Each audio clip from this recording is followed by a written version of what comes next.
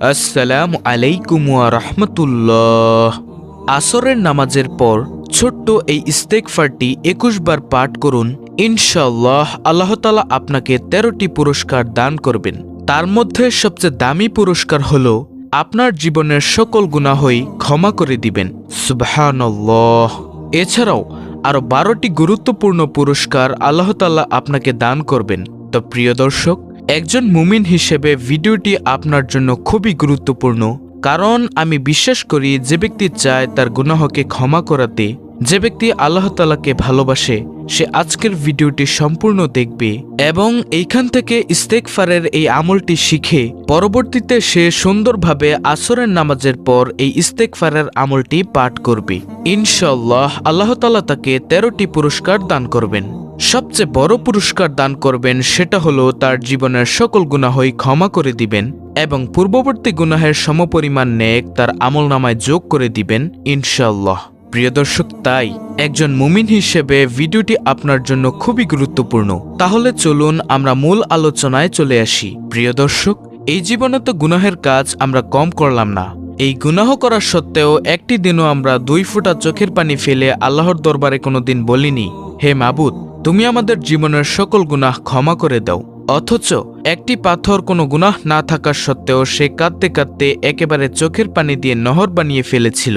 হযরত মুসা আলাইহিসসালাম একদিন এক ময়দান দিয়ে যাচ্ছেন, তো পথিমধ্যে যাওয়ার সময় তিনি দেখলেন একটি পাথরের মধ্য থেকে কান্নার আওয়াজ আসে। তখন তিনি ওই পাথরকে জিজ্ঞাসা করলেন, হে পাথর, তুমি কেন কাঁদো? অনেকে প্রশ্ন করবে, পাথর আবার কিভাবে কথা বলে? প্রিয় দর্শক, আল্লাহ তাআলা যদি চায় সকল কিছুই সম্ভব, আল্লাহ তাআলা যদি না চায় কোনো কিছুই সম্ভব না। তখন পাথর বলল, হে নবী মুসা, আমি শুনলাম আল্লাহ তাআলা মানুষ আর পাথর দিয়ে জাহান্নামের আগুনকে প্রজ্বলিত করবেন। আপনি তো আল্লাহ তাআলার সাথে কথা বলেন, আপনি একটু আল্লাহ তাআলার কাছে বলে দিয়েন আল্লাহ তাআলা যেন আমাকে মাফ করে দেয়। তখন মুসা আলাইহিসসালাম আল্লাহ তাআলার দরবারে গেলেন। তখন তিনি সকল কথা বললেন, কিন্তু এই কথাটা, পাথরেরই কথাটা বলতে ভুলে গেলেন। তখন তিনি ফিরে আসার সময় আল্লাহ তাআলা তো সকল কিছুই জানেন। আল্লাহ তাআলা ডাক দিয়ে বললেন, হে মুসা, তোমাকে না একটি পাথর বলেছিল আমার কাছে কিছু বলতে? তখন তিনি বললেন, হ্যাঁ মালিক, আমি ভুলে গিয়েছিলাম। হ্যাঁ, ওই পাথরটি আমাকে বলেছিল আপনি যেন তাকে জ্বালানোর পূর্বে তাকে মাফ করে দেন। তখন মুসা আলাইহিসসালাম বললেন, হে মালিক, আপনি তাকে মাফ করে দেন। তখন আল্লাহ তাআলা বললেন, হে নবী মুসা, তুমি তাকে গিয়ে বলে দিও আমি তার কান্নার বদৌলতে আমি তাকে মাফ করে দিয়েছি। তখন মুসা আলাইহিসসালাম এই কথা শুনে তিনি আবার সেই ময়দান দিয়ে যাচ্ছেন, সে মাঠ দিয়ে যাচ্ছেন। তখন সে পাথর নবী মুসা আলাইহিসসালামকে জিজ্ঞাসা করল, আপনি কি আল্লাহ তাআলার কাছে কিছু বলেছিলেন? আল্লাহ কি আমাকে মাফ করেছে? তখন মুসা আলাইহিসসালাম বললেন, হ্যাঁ পাথর, তোমাকে আল্লাহ তাআলা মাফ করে দিয়েছে। তোমার কান্না আল্লাহ তাআলা অনেক পছন্দ করেছেন। তখন মুসা আলাইহিসসালাম এই কথাটুকু বলে তিনি আবার চলে গেলেন।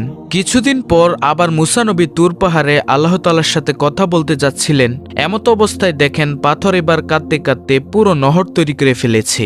তখন মুসা আলাইহিসসালাম বললেন, হে পাথর, তোমাকে তো আল্লাহ তাআলা মাফই করে দিয়েছে, তারপরও তুমি কেন কাঁদো? তখন সেই পাথর উত্তর দিল, এটা সারা দুনিয়ার মানুষের জন্য, মুসলমানের জন্য একটি অ্যালার্ম স্বরূপ।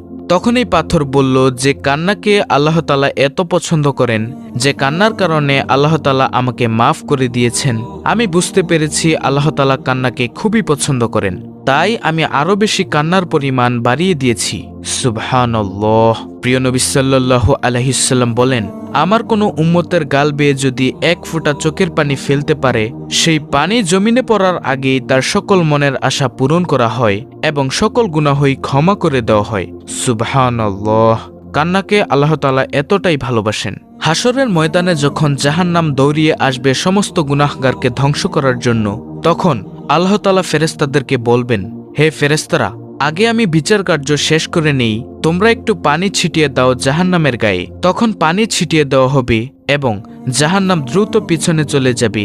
আর সেই পানিটি হলো বান্দাবান্দি যে এই দুনিয়াতে থেকে আল্লাহর দরবারে কেঁদেছে, সেই ১ ফোঁটা চোখের পানি।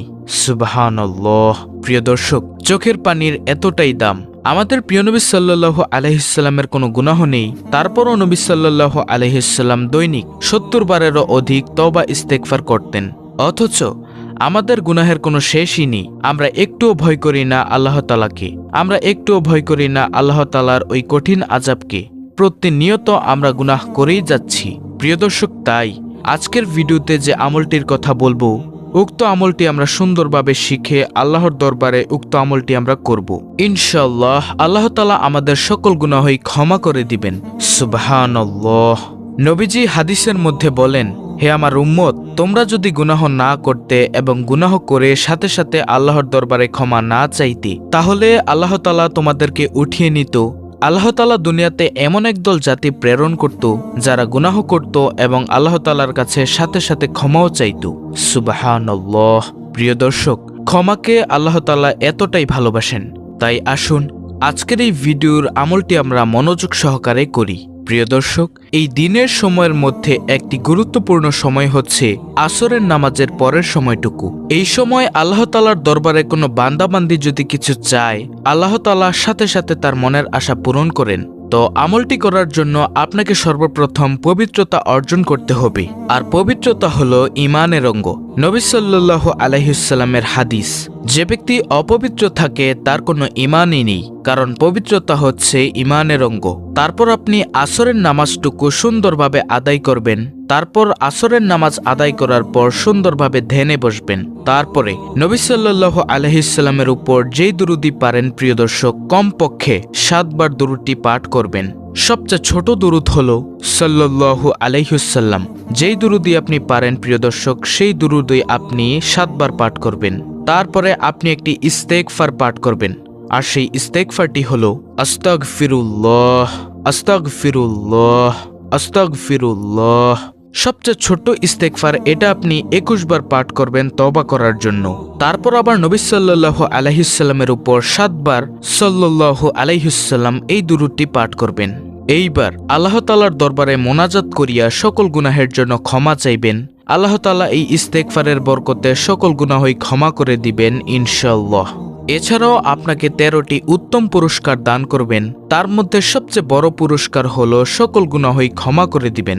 এছাড়াও অন্য পুরস্কারগুলো হলো আপনার দিলের মধ্যে আল্লাহ তাআলা রহমত দান করবেন, গায়েবী খাজানা থেকে রিজিকের ব্যবস্থা করবেন, আপনার রিজিকের দায়িত্ব আল্লাহ তাআলাই নিয়ে নিবেন, আমলের মধ্যে আপনার মন বসিয়ে দিবেন, শয়তানের কুমন্ত্রণা থেকে আল্লাহ তাআলা আপনাকে বাঁচিয়ে দিবেন এবং উত্তম নেক সন্তান দান করবেন, ফসলাদি সকল কিছুর মধ্যে বরকত দান করবেন, রিজিকের মধ্যে বরকত দান করবেন, অন্তরের মধ্যে নূর দান করবেন এবং কলবের মধ্যে নূর দান করবেন।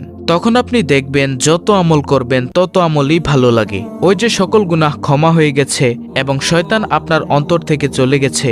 আর তাই আল্লাহ তাআলা আপনাকে এই ফজিলত দান করেছেন।